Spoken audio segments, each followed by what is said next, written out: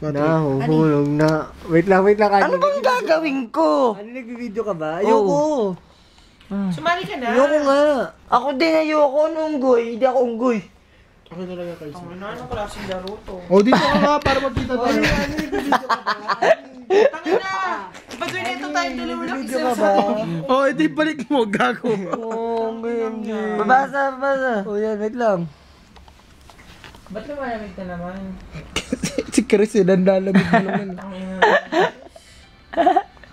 Ba't lumalamig? Putang ina. Ayan. Nararamdaman niyo ba? Kaya nga nagkukumot na kami lamig eh. Bakit ba unggoy? Hindi ka na maunggoy ah. Ano gusto mo? Baboy. Ilaw.